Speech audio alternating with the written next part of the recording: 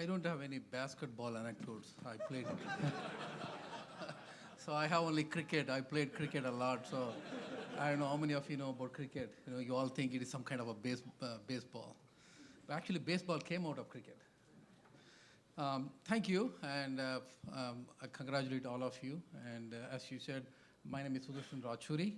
And three things I want to say before I start. One, this NNMI has been rebranded as, and we need to call that as Manufacturing USA Institutes. So let's stick to that. That's what rebranded now. So I think we can have a clear, consistent use of the word Manufacturing USA Institutes. And following Mark Johnson is really good, and also it has its challenge. He has his passion, the kind of leadership that he provides in manufacturing. But living up to his passion is also a challenge. So I'll hope I'll live up to that. So do I have the clicker here? The green one? So what I thought was I will give some ideas about where we are with respect to smart manufacturing and clean energy, smart manufacturing innovation. And Mark talked about, this is not about somebody one. This is somebody one to lead the nation. I think that's a very significant thing that we need to understand, that this is about who is going to lead in this area. And it's not only the nation has given that opportunity for us, but the whole world is looking at us. So what is this about Smart Manufacturing Innovation Institute that the US is doing? And why is that significant to the rest of the world? Okay, and especially for US competitiveness. And the other thing that he touched on is it's not only about technology. And he also talked about people in action. So I will talk about that. Why is that important?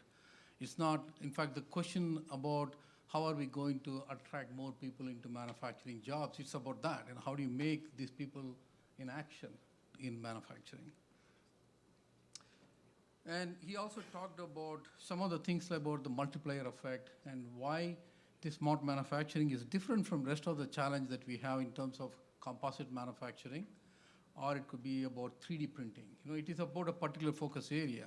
But this one is an intersection of many things that come into picture. Manufacturing science, that is science of producing stuff. And information science, that how you make this all connected and with all these IoTs and things. And the third is the new emerging area, data science. So that's where I think we have a challenge and opportunity to look at this smart manufacturing as a confluence of many technologies. It's not just one. So we have that opportunity here. So I will talk Manufacturing USA a little bit, and many of you are familiar with that. But I thought for the general audience, I'll give a brief overview of Manufacturing USA. Mark talked about what AMO does, and you can see the same type of things that he talked about very well fits with the Manufacturing USA program. What are the current barriers and opportunities? We have been talking about this, a lot of big data and analytics and things like that. What is new? We have been collecting data over the years for so many years, statistical process control, computer integrated manufacturing and things. So what is new? Why are we collecting this data, and what is this useful? First of all, we need to know, what do I measure? And at what level of accuracy, and how often I measure. Then how do I understand that to convert it into an action in terms of prediction models? So prediction gives you only a state that you want to reach. But how do you ensure that you reach the state? So you need a feedback control. So this goes back to sensors, controls, algorithms, data analytics, all coming together. And then I will talk about what are the goals of SESME from the DOE point of view, and starting from the FOA and application and things, and where we are.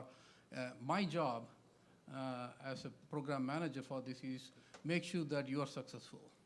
If you are successful, I am successful, and we are successful. So that's my job, to ensure that we have that vision of energy efficient, clean energy. In fact, Mark used the word ground zero for clean energy manufacturing. I think that is what we are trying to do here. And we are not working on this alone. So we need to look at what's going on around us in terms of global efforts in smart manufacturing or in general advanced manufacturing. So how we leverage and what they are doing, what are they competing on, where are they making bets, and what is our strength, core strength in US. I'll talk a little bit about that, and then we have some Q&A. So what is smart manufacturing? So I have this three way of looking at it. In fact, some of the videos that you saw today from the elected officials talked about that. What is smart manufacturing? So in terms of that, so at the level of policy, it simply means a smart way of creating new type of jobs and additional jobs in manufacturing in US. So that at that level. So the second one is, if you want to talk to industry people, they'll say what is a smart way of improving efficiency across the board, and especially energy efficiency for us, productivity, and competitiveness, which is profit and things. So how that notion of smart manufacturing. And the third one, I could not resist this alphabetical soup, and we are all familiar with this. It's what people have been using: industrial Internet of Things, plus cyber physical systems, plus AI, plus machine learning, et cetera, et cetera. So the challenge is this, how do I connect all these things? So that's what people in action, that what Mark talked about. It's not just about producing technologies and things. How do you make sure that these are all applicable and people get excited about it? Last week I was in AAAS meeting, and there was a special symposium organized for data analytics and machine learning and AI, and how it is perceived by common public in Britain. And they did a big survey. Only 10% of the people understood or maybe heard about what is machine learning and AI and things, but nearly 80% of the people thought it is useful to them. Okay? So when you do this type of survey here, what is smart manufacturing, starting from even to the university students here, so what do they feel about smart manufacturing? So this is where I think some of the questions that was asked today about how do you attract people in manufacturing education and also in terms of workforce. So that's the challenge, I think, for us, and an opportunity to look at, not just come out with a technical definition that we are all familiar with, but understand how this is all flowing together. So you have seen this picture many times. So this is very critical. I want to spend some little time on this, especially the missing middle and our industrial commons. So this is very different in terms of our industry, how it used to work as a public-private partnership in US. So most of them, they say that we have our expertise, we'll go and we'll create our intellectual properties, and we'll be competitive in our own field. But coming together to solve a common problem, so this is what I think Mark mentioned, technology focus, not sector focus. So how do we take a common, repeatable, canonical set of solutions that can be used across? So that is where we have been talking about inventing here, but not producing or making the commercial product out of here in US. So that's the basic idea of the Manufacturing USA. On the x-axis, you can see what they call technology readiness level, so TRL level 3 to 7. So many of you from the academic world are saying, okay, what about basic research? So that's a different story. So that is required. I mean, we need to look at what's going on there. Here, I'll give you an example. If anybody talked about cyber-physical system, people have been looking at control theory. People will say cyber-physical system is all about controls. You talk about any systems engineering people, cyber-physical system is all about systems requirements. You talk to somebody else in the data science, it's all about data analytics. If you talk to devices, it's all about IoTs. Okay? So how do you bring in the industrial commons, and how that's the challenge that Manufacturing USA institutes are doing. In terms of the basic R&D, you can look at the Manufacturing USA basic research the NSF is going to fund. And there's a dear colleague letter that went, and they are going to work very closely with Manufacturing USA institutes. But our focus is on the gap. So this is the vision and mission. You can read it for yourself, but you look at the the goals there. One is the competitiveness, increasing the competitiveness. So what does it mean? I'll come to that a little bit. The technology transition, how do I transition that? It's not that, take the money and do the good work. This is about collaborative research that we together. And there is a substantial involvement from the DOE side to make sure that it's a team success. Accelerate the manufacturing workforce. So this is the skill gap. What is that new area of things that people have to understand? I talked about data science, information science, and manufacturing science. How do you bring in the new skill set that the students have to learn? Even the people who are already employed, there may be some certification programs, on-the-job training that they can get a new skill set.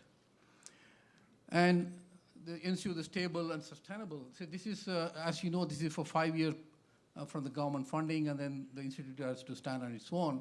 So that's the program vision that they have put. So this is the idea that you have seen many times, but in my experience, I've been at government for 22 years. I've worked on standards, of course, but bringing together academia, industry, and government together to solve a common set of problems is very unique, and it has its challenges and opportunities. And some people thought, no, this is not going to happen in US, but you have now 15 institutes. So there is a tipping point. I'll talk about that, why Manufacturing USA. What is the third-party evaluation of Manufacturing USA institutes? So I already talked about that. You see the numbers there. How many funding from the prior government enabled private funding coming up, the matching funds. So the yellow highlighted area, you can see it was the third-party evaluation of Manufacturing USA institutes, where they said, okay, what is the tipping point? So it's not that we are asking the members to join as a marketing for them to join, but they see a value in joining that. A vast network of knowledge base they can get into, a vast idea of common industrial problems they can solve, the benefit from intellectual property rights and sharing. So that's the tipping point that's happening in Manufacturing USA institutes. So what are the barriers? This is, you might have seen this, the McKinsey report. Industry 4.0 is what Germany calls, but it's also called smart manufacturing here. If you look at the type of barriers they have, top 5 barriers, how many of them are technology problems? And how many of them are people problem and change management problem? So we immediately go into solution space before understanding what the problem space is. So we need to understand it's not just putting more data, more sensors, and more analytics and things, but what is the fundamental problem that we are trying to solve and what kind of technology transition, especially in terms of energy efficiency. So you can see that there is a great opportunity here in terms of what the institute can provide as a knowledge base for the entire community of manufacturing and beyond. It's not the number of people you see on the shop floor, but all the other people who are developing robotic algorithms and data analytics algorithms, sensor networks, and all the other things that goes with that.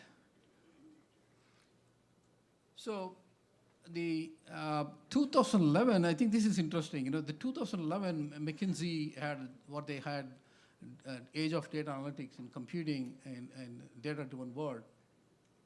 So I'm going to step back a little bit here. So if you look at what we have been doing in modeling and simulation of systems, so we have first principle based models where you can have physics and you can derive the equations and use the prediction models. And then you have all your control systems and all utilities, controllability, stability, and all that. But when you look at some of the problems where you don't have the physics of the problem, and you're trying to understand the system internals from the measurements, is it new that we have been doing or we have been doing it before? So a Kalman filter is an example of the old ideas that people have been using. But what is new in this is the computing technology, high performance computing, data analytics, algorithms, sensor networks, smart sensors, edge computing. So that is what I think is the new opportunity that we are having. I just want to highlight one thing there, the manufacturing. So if you look at from 2011 to 2015, we still have a long way to exploit. And this is an opportunity for SESME to exploit that, to show that these ideas of smart manufacturing has potential to grow, okay? So the competitiveness, there's a report recently done, I think just a month ago. Deloitte and the Council on Competitiveness came together. So one is, I want to point out, in 2020, they predict that US is going to take over the rank #1 in manufacturing. And the key drivers are the technologies that you can see there, advanced analytics, and machine learning, and data, and all that. And the drivers, what are the drivers in that? And you can see many of those things are very, very hard, near and dear to Sesame focus. And here is an opportunity for us.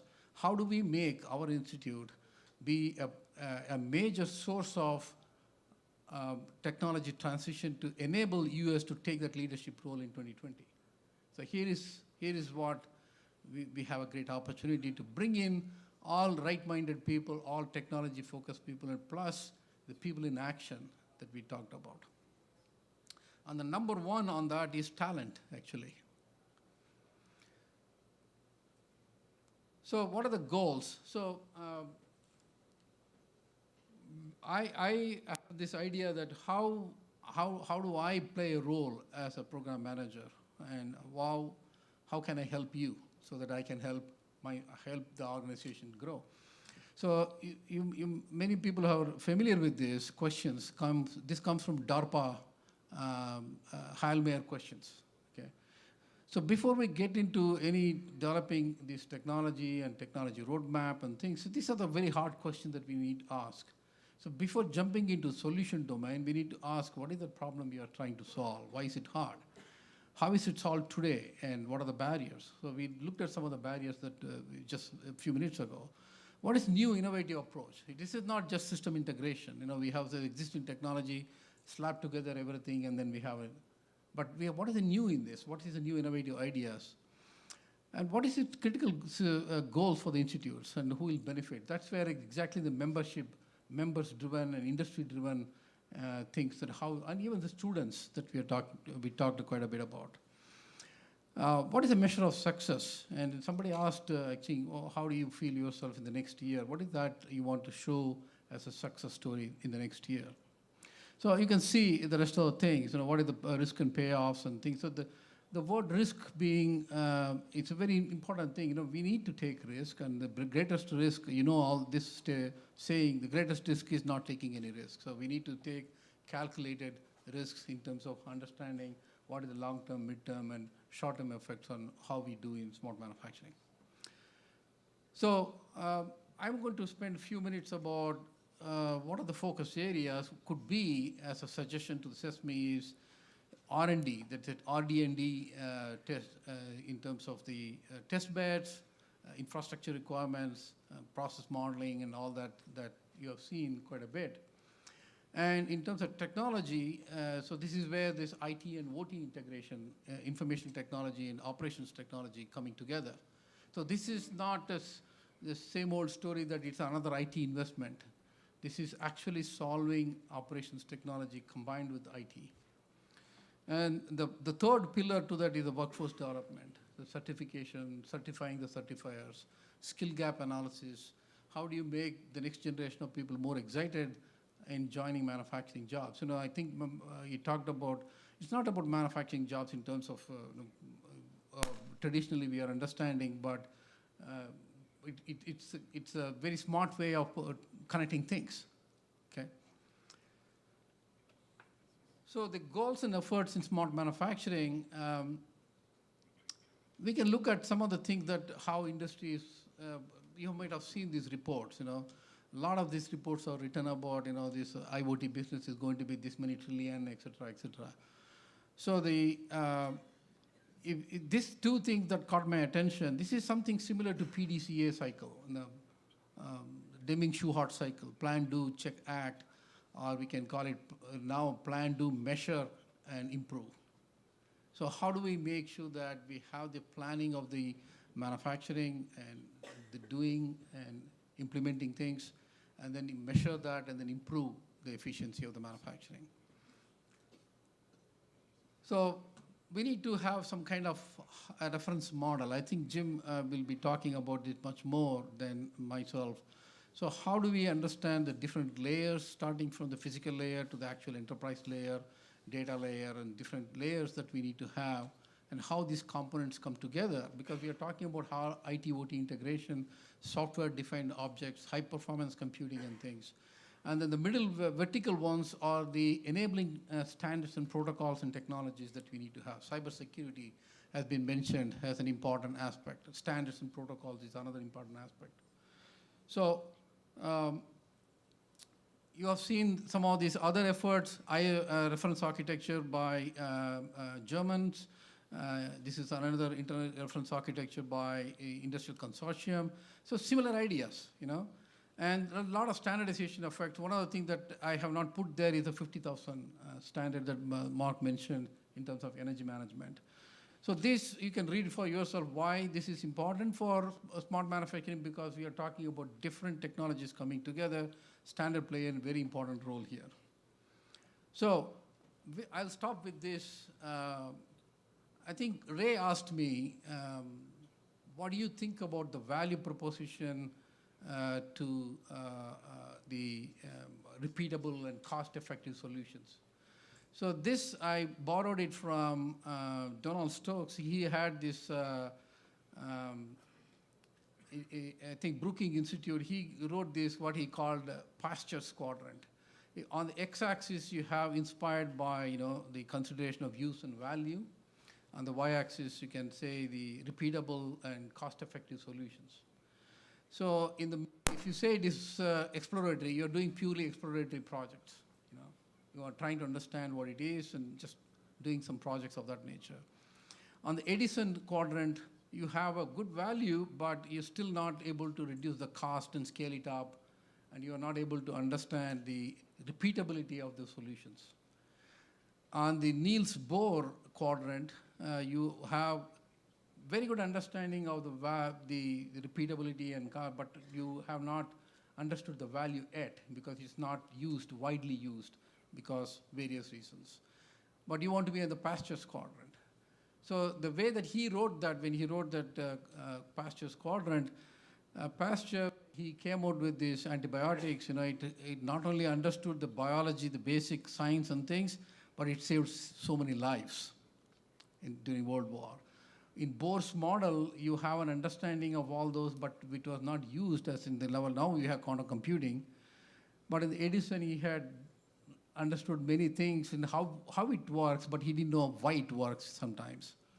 So that's where I think the intersection of how do I go from Bohr's to Pasteur or Edison to Pasteur, what kind of technology transition that we can have in terms of going from these type of projects. How do I create the portfolio of projects from the technology roadmap that we develop, and how we can, not only the technology development, but the workforce and the skill set that we need to develop. So that's the value chain. You know, if we can go the different routes you can take in that. You know, you can go from Edison to Pasteur or Bohr to Pasteur and things. So how we can take this portfolio approach in developing this. So with that, I'll stop here. I think Mark mentioned this, Advanced Manufacturing Multi-Year Program Plan. I thought I'll give you the website. So you have that here, and you can go and download it and give some comments. So with that, I'll stop here and ask for any questions.